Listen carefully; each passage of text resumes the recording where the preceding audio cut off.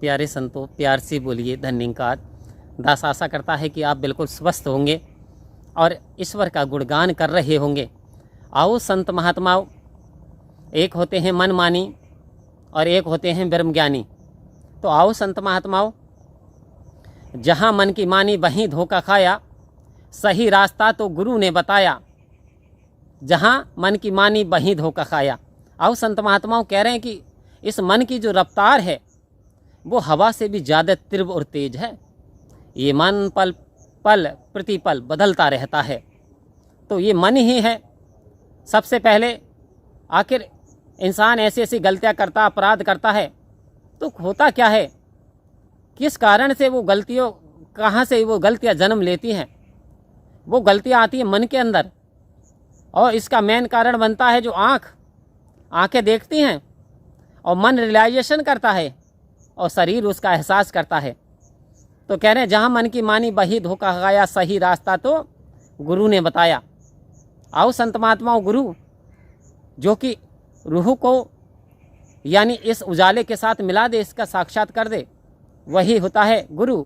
और जो सतगुरु जो कि सच्चाई के साथ इस आत्मा का साक्षात करा दे, वो सतगुरु होता है। तो आओ संत महात्माओं, अक्सर होता क्या है, हम बहक जाते हैं। यदि हमारे मन की बात पूरी नहीं होती, यदि हमारी मुरादें पूरी नहीं होती, तो फिर हम भी दोष निकालना शुरू कर देते हैं कि काफ़ी समय से सत्संग कर रहा हूँ, काफ़ी समय से प्रार्थना की। अभी एक महात्मा को सुना, बड़ा आश्चर्य हुआ। कह रहे हैं कि आखिर ये महात्मा संत रामपाल जी के यहाँ 20 साल सेवा देने के बाद निरंकारी मिशन में क्यों चला गया। आओ संत महात्माओं, तो उसने बताया, महात्मा ने, कि मैं ऐसे ऐसे प्रचारक के रूप में रहा, मुझे एलर्जी हो गई थी, मेरे शरीर पे दाग धब्बे हो गए थे, वो सही नहीं हो पा रहे थे, तो किसी ने आपका ऐसा ऐसे पता दिया, सो मैं आपके सानिध्य में चला आया। तो आओ संत महात्माओं, दास को बड़ा विचित्र सा लगा कि ऐसे ऐसे भी महात्मा हैं, 15 साल रहने के बाद में मिशन से निकल गए, चले गए। तो पहले ही प्रण में, देखिए समझिए संत महात्मा, पहले ही प्रण में तन मन धन निरंकार का है। तो सदगुरु ने तो सारे दुख ले लिए, कह रहे तन निरंकार का, मन निरंकार का, धन निरंकार का। तो महात्मा आप क्यों परेशान हो रहे थे? या तो फिर आपने तन सौंपा ही नहीं, मन सौंपा नहीं निरंकार को, तो ही आपको कष्ट उठाने पड़ रहे थे। आओ संत महात्माओं, ऐसा नहीं है कि परमात्मा 2-2 4-4 हैं, या संत रामपाल एकदम से कोई ब्रह्मलोक से उतर के जमीन पे आ गए। यहाँ जिसने भी जन्म लिया है, आओ प्यारी साध संगत जी, एक साइड में कर्म कांड है, एक साइड में काना फूसी होती है, और एक साइड में ब्रह्म के साक्षात दर्शन कराए जाते हैं। तो वो बता रहे शारीरिक दुख के खातिर अपने छोड़ करके मिशन को चले गए। तो आओ संत महात्मा, ऐसे ऐसे भी महात्मा हैं, लेकिन मेरे सतगुरु ने बड़ी कृपा की। यहाँ तो पहले प्रण में तन मन धन निरंकार का है, निरंकार का समर्पण कर दो तो फिर तुम्हारा क्या है, कुछ नहीं रहा, तो फिर दुखी क्यों होते हो? दुख का खजाना तो सब सतगुरु ने ले लिया।